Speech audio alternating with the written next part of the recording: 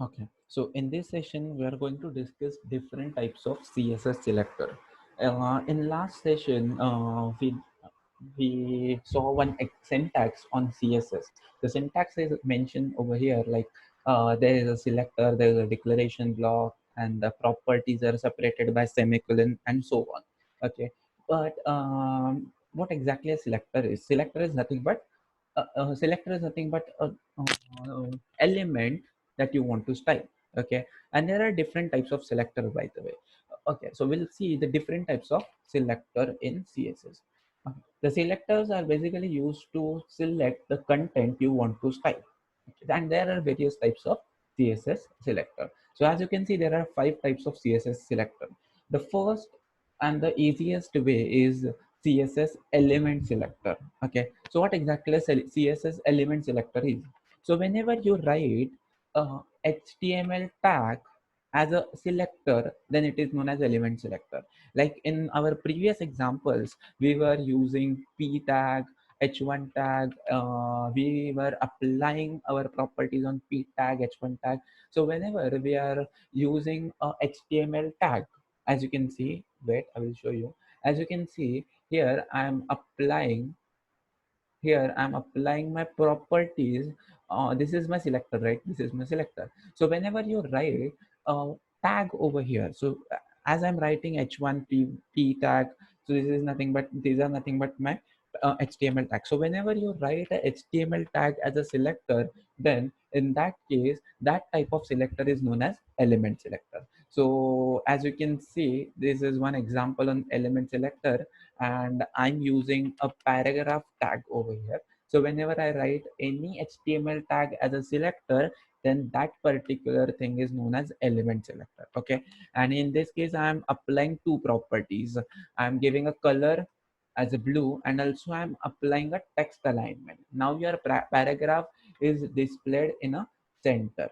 Okay, so there are three possible values for text alignment. Either you can write center, left, or right. Okay, this is a CSS selector. And by the way, which type of CSS is this? This is nothing but my internal CSS. As you can see, I'm using style tag. By the way, this should have type is equal type attribute with text slash CSS. Okay, now we'll discuss about ID selector. Okay, the ID selector selects the ID attribute of an HTML element to select a specific element. An ID is always unique within the page, so it is chosen to select a single unique element. So if you want to apply your property, by the way, in a previous case, in this particular case, if there are more than one paragraph, as you can see, there are 3 paragraphs, and if I'm using element selector, then what it will do, it will apply this particular property on every paragraph tag which is there in your web page. Okay, so if I want to apply this particular property for only this paragraph, then in that case you will use one selector called as id selector. Okay, so how to use id selector?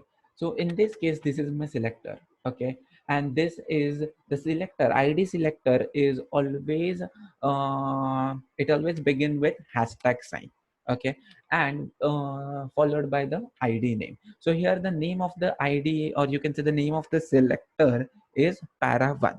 Okay, which is nothing but my id. So this is your id. By the way, it is how will your browser will know this is your id? By looking at the hashtag sign. So hashtag sign. So if there is a hashtag sign before your before your selector, then it is known as id selector.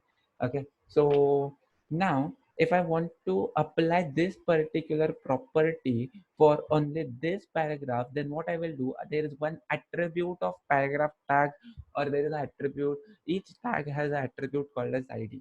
Okay, so now I'm using id is equal to the name of id, which is nothing but paravan. So this property will now apply to for only this particular paragraph. It will not apply to this second paragraph, because it is a id selector. Okay, so id selector is always begin with hashtag, hashtag sign. Okay, so this is nothing but my id selector. Now we'll see a class selector.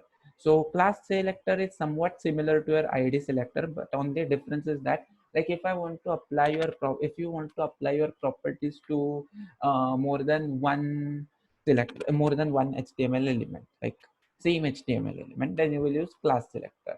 There is one more difference. This class selector is always starts with dot sign. Okay, that is dot operator. As you can see here, i'm uh, I'm assigning, or I'm declaring two properties, text align and color, and this is my class name. The center is nothing but my class name. Okay, and your browser will recognize this is nothing but my class.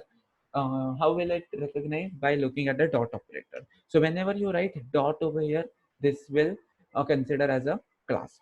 So whenever you write, similarly, you have like you have id attribute for p tag, h1 tag. Similarly, you have class attribute. So if you are using class selector, then in that case use class attribute over here. Okay, and the name of class should be same as this. So if you want to apply this property to this h1, then simply write class is equal to name of the class. So in this way, you can define your class selector. Now there is one more selector called as universal selector.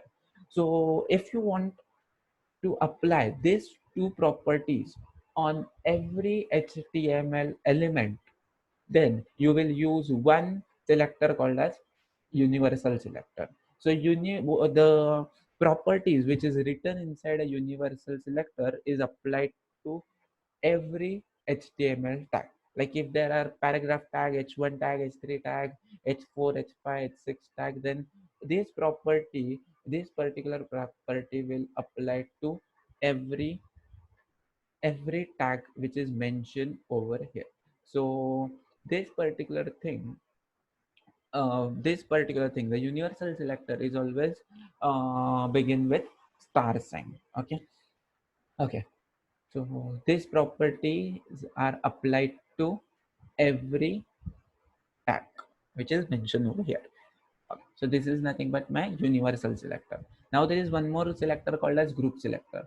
Say suppose, consider a scenario like if you want to apply your properties on h1 tag, h2 tag, and p tag. As you can see, the properties are same, right? But still, I have to mention them separately. But this problem can be solved using one type of selector called as grouping selector, which is nothing but your comma.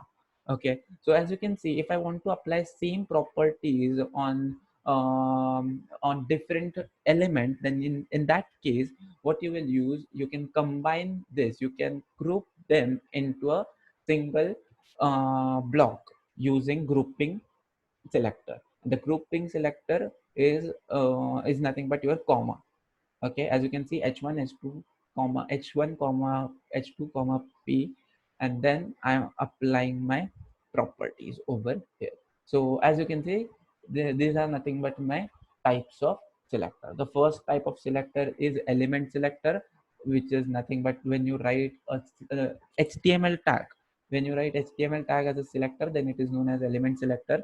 Then there is a id selector. The id selector is always begin with hashtag sign, and then you have to use id as an attribute. As you can see here, I'm mentioning id as an attribute. Like then you have a class selector, and the class selector is always starts with your dot sign. And if you want to use id selector, then use class selector, then use class attribute. Then you have universal selector, which is nothing but star. Then the last one is group selector, which is denoted by comma. So with the help of group selector, you can apply same properties on different different elements. Okay, so in this way, you can define your as you can see, in this way you can define your grouping selector. So these are nothing but my types of selectors. So if you have any doubts, then comment down below.